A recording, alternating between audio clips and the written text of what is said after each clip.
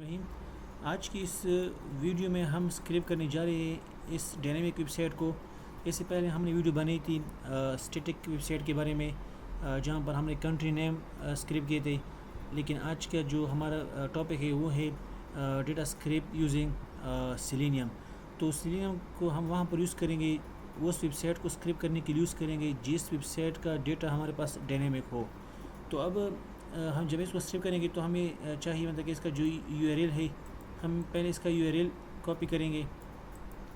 URL copy करने के बाद हम उसको पहले अपने मैंने पहले से ये लाइब्रेरी इंपोर्ट कर रखे है अपने पाइथन कोड में, क्योंकि हमें रिक्वेस्ट की ज़रूरत है और ब्यूटीफुल सूप की ज़रूरत है, साथ में सेलेनियम की और पेंडास की ज़रूरत है। ये चार लाइब्रेरी हम आज के इस लेक्चर में यूज़ करेंगे। और हमारे पास जो यूआरएल था हमने इधर उसको पेस्ट करना है। और अब हम एक रिक्वेस्ट भेजेंगे, जो कि कल भी हमने आपको कहा था कि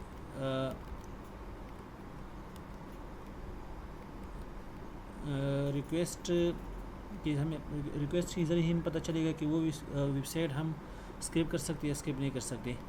गेट यूआरएल।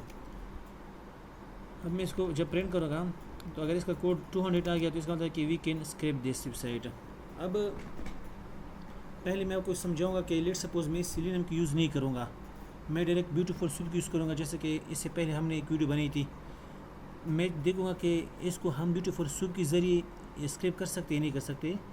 क्योंकि ये वेबसाइट डायनेमिक है तो ये ब्यूटीफुल सूप के साथ स्क्रिप्ट नहीं होगा। पहले हम ट्राई करेंगे आया स्क्रिप्ट होता ही नहीं होता। अगर उसके साथ नहीं होगा तो फिर उसके बाद हम सेलेनियम की यूज़ करेंगे। तो इसके लिए हमें चाहिए पहले एक सूप ऑब्जेक्ट। यहाँ पर हम देखेंगे request dot text HTML dot parser. तब मैं जब इसका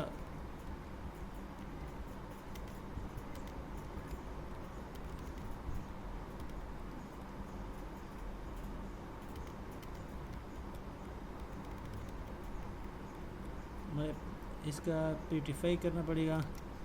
तो इसका जो हमारे पास HTML है वो तो यहाँ पर आ गया। अब हम देखेंगे HTML तो हमारे पास आ गया। अब हम यहाँ पर देखेंगे कि हम इसका डेटा स्क्रिप्ट कर सकते या नहीं कर सकते। तो डेटा को स्क्रिप्ट करने के लिए लेट्स सपोज मैंने स्क्रिप्ट करना है, लेट्स सपोज ये वाला जो टाइटल है ये वाला। तो टाइटल में हमारे पास मतलब ये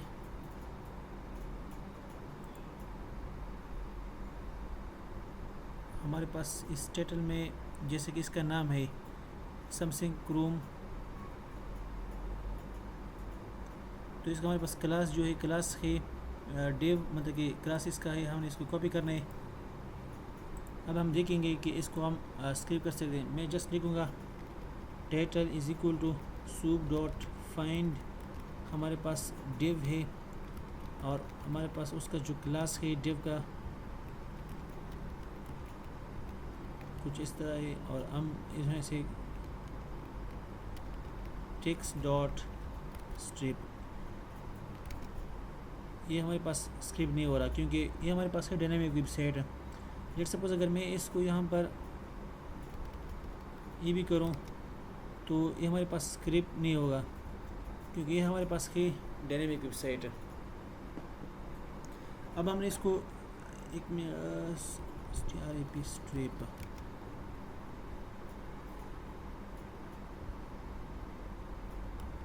अगर मैं इसको जस्ट वो करूँ, अब मैंने उसको प्रिंट करना है तो ये कुछ भी प्रिंट नहीं होगा हमारे पास क्योंकि हमारे पास है नन, इसने इशू किया। तो इस मतलब कि हमारे पास ये वेबसाइट डायनेमिक वेबसाइट है, इसको हम ब्यूटीफुल सूप के साथ स्क्रिप्ट नहीं कर सकते। तो इसके लिए है मतलब कि हम इसको जब हम इसको स्क्रिप्ट करेंगे तो हमें सेलेनियम की मदद लेनी पड़ेगी। अब मैं सेलेनियम को यूज़ करूँगा। सेलेनियम के लिए मतलब कि मैं यहाँ पर दोबारा कोड लिखूँगा। तो अब हमने यूज़ करना है सेलेनियम। तो सेलेनियम के लिए हमने लिख दिया driver dot web driver dot Chrome और ड्राइवर डॉट गेट यूआरएल। जब हमने इसको रन किया तो हमारे पास एक न्यू टैब ओपन हो गया। न्यू टैब जब ओपन हो गया तो उसका मतलब कि जो इंटरफेस था वो बिल्कुल उस जैसे है जो हमने यहाँ पर देखा था, ये वाला इंटरफेस। लेकिन यहाँ पर जब एक कोड हमने रन कर दिया driver dot web driver dot Chrome तो हमारे पास एक न्यू पीस ऑफ टैब, एक न्यू टैब ओपन हो गया। अब यहाँ पर मतलब कि हम देखेंगे इसको हम जब स्क्रैप करेंगे तो यहाँ पर हमारे पास इसका क्लास है RFADT। अब हम इसको ब्यूटीफुल सीनेम के ज़रिए स्क्रैप करेंगे तो उसके लिए हम यहाँ पर हमने क्या लिखना होगा। जब हम इसका ऑब्जेक्ट बनाएंगे soup is equal to Beautiful Soup driver dot page source HTML dot parser. अब इसमें सिर्फ फ़र्क ये है कि वहाँ पर हम डायरेक्ट ये वाला पीस ऑफ कोड यूज़ नहीं करते थे ब्यूटीफुल सूप में, लेकिन यहाँ पर चूँकि हमारे पास वेबसाइट डायनेमिक है तो इस वजह से हम यहाँ पर जो हम चाहते हैं कि हमारे पास एक न्यू टैब ओपन हो जाए ताकि हम वहाँ पर वो चीज़ों को आसानी के साथ स्क्रैप करें। अब तो इसके लिए हमने यहाँ पर एक न्यू पीस ऑफ कोड लिख दिया ताकि इसके ज़रिए हमारे पास एक नया विंडो ओपन हो जाएगा। इसके साथ साथ हमने एक सूप ऑब्जेक्ट बना दिया। अब इधर सूप ऑब्जेक्ट जो है हमारे पास वो ब्यूटीफुल सूप के लिए जब हम बना देते वहाँ पर हम सिंपल लिख देते रिक्वेस्ट डॉट टेक्स्ट। अब यहाँ पर हमें लिखना है ड्राइवर डॉट पेज सोर्स। इसको हम अब रन करेंगे। अब इसमें जब ये कोड हमने लिखा था ब्यूटीफुल सूप में, लेकिन उसने हमें कोई मतलब कि डेटा नहीं दिया था, वहाँ पर हमें आया था नन। अब यहाँ पर हम देखेंगे कि हमारे पास इसके ज़रिए आएगा ही नहीं आएगा। तो अब हमारे पास एक मतलब कि टेक्स्ट आ गया, तो इसका मतलब ये है कि हमारे पास इसने वो डेटा स्क्रैप कर दिया। अब अगर मैं यहाँ पर लिखूँ डॉट टेक्स्ट डॉट स्ट्रिप, तो अब हमारे पास जो हमारे पास नेम था of laptop Samsung Chrome 500C, तो हमारे पास अभी स्क्रैप हो गया नीचे कर।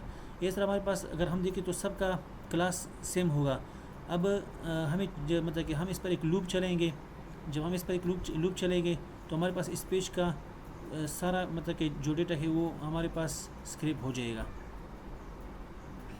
तो उसके लिए हम एक इधर एक फॉर लूप लगाएंगे। तो अभी इधर मैं लिखूँगा टाइटल। अब बाकी जो कोड है, अब इसके बाद बाकी जो कोड है कल हमने जो वो बनाया था कोड किया था ब्यूटीफुल सूप के साथ, बाकी सारा कुछ उसकी तरह सेम टू सेम है।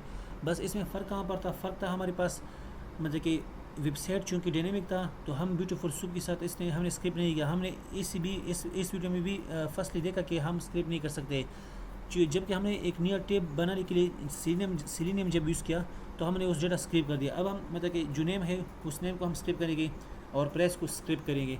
बाकी मतलब कि अगर आपने जो भी चीज़ स्क्रिप्ट करनी है तो ये सेम प्रोसेस है, आप इसको कर सकते हो। अब हमारे पास जो टाइटल है उसको मैं इनिशियली एम्प्टी रखूँगा। टाइटल हमारे पास होगा इनिशियली एम्प्टी। अब मैं for title soup dot find all, और हमारे पास जो डिव है उसका हमारे पास क्लास है और इसमें से हमने स्क्रिप्ट करना है, नेम स्क्रिप्ट करने हैं और हमें लिखना है ted dot get text strip is equal to, ताकि वहाँ पर जो बाई डिफ़ॉल्ट गिफ्ट्स आते हैं स्पेस आते हैं ताकि वो ख़त्म हो जाए, इस वजह से हम स्ट्रिप इज इक्वल टू करते हैं।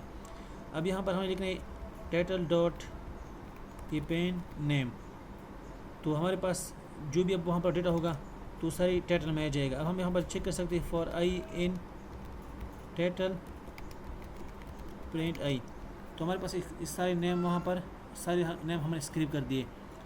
अब जब इसका हम वो देके लेंथ ऑफ टाइटल, तो हमारे पास टोटल 40 मतलब हमारे पास टोटल 40 लैपटॉप थे, तो वो हमारे पास एक ही पेज में थे, हमने उसको स्क्रिप्ट कर दिया।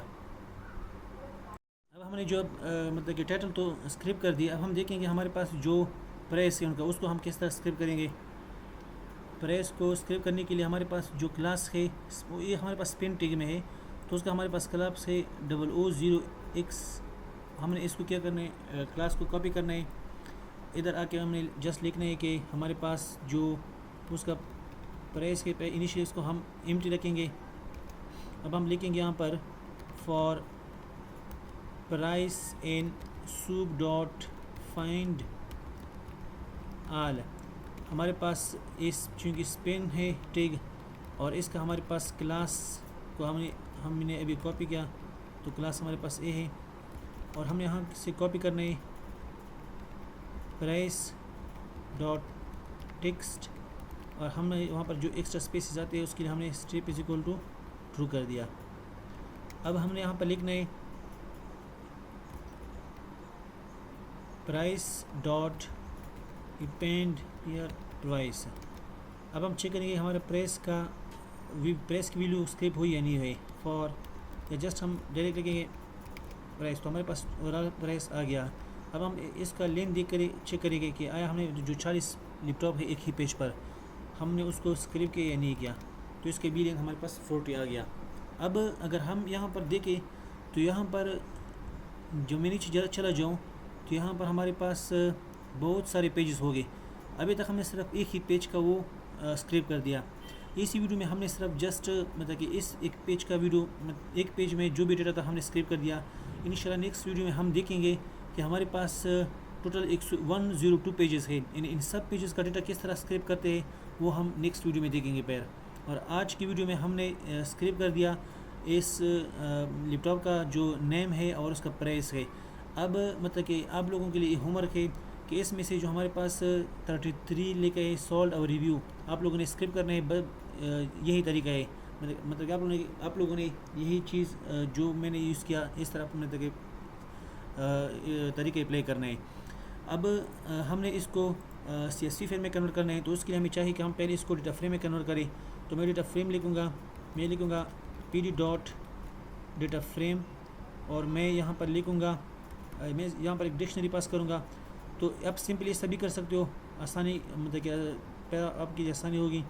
तो एक अगर एक यहाँ पर एक न्यू सेल ऐड करो, तो यहाँ पर आप लिखो just data is equal to,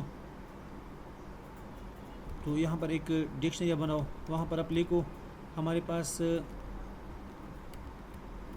names, तो इसको आपने लिखना है टाइटल में। यानी नेम्स में अपने सारे टाइटल को पास करने हैं, यानी जो उसकी नेम है। और हम जो प्रेस है, प्रेस में आपने प्रेस ही पास करना है। तो हमारे पास एक डिक्शनरी बन गई। अब आपने यहाँ पर जस्ट लिखना है PD dot data frame data is equal to data, तो आपके पास एक डेटा फ्रेम बन गया। अगर मैं कहूँ डेटा, तो हमने वो सारा जो डेटा था एक ही पेज का वो हमने स्क्रिप कर दिया। अब इसको CSV फाइल में कैसे कन्वर्ट करना है, तो उसके लिए आपने जस्ट एक पीस ऑफ कोड लिखना है df डॉट टू CSV और इसका नाम लिखना है हमने लिखना है लैपटॉप डॉट CSV। तो हमारे पास ये डेटा CSV फॉर्म में कन्वर्ट हो जाएगी। और इसको जब हम देखें तो जिस फोल्डर में अपने बनाए वहाँ पर ये सेव हो जाएगा। ये डेटा हमने स्क्रिप कर दिया। अब इसको आप एज अ CSV फाइल आप इसको यूज़ कर सकते हो। अब यहाँ पर क्योंकि मैंने इससे पहले भी कहा कि हमारे पास इसमें बहुत सारे पेजेस हैं, हमने सिर्फ एक ही पेज का डेटा स्क्रिप किया। इंशाल्लाह नेक्स्ट वीडियो में हमने इस सारे डेटा मतलब कि जो भी पेजेस है सारे पेजेस को स्क्रिप करना है। और साथ में हम पर देखेंगे हम इसको मतलब कि इसमें से जो इम्पोर्टेंट इन्फॉर्मेशन है उसको कैसे लिए जाए। मतलब कि अब हमारे पास जो टाइटल है इसमें बहुत सारी इन्फॉर्मेशन छुपी हुई है। अब उसके लिए भी हम मतलब कि एक कोड पीस ऑफ कोड बनाएंगे और इस डेटा को हम क्लीन करेंगे पैर और एक प्रॉपर वेबसाइट बनाएंगे। तो उम्मीद करता हूँ आपको ये वीडियो पसंद आई होगी। अगर आपको ये वीडियो अच्छी लगी हो तो please consider subscribe and thanks for watching.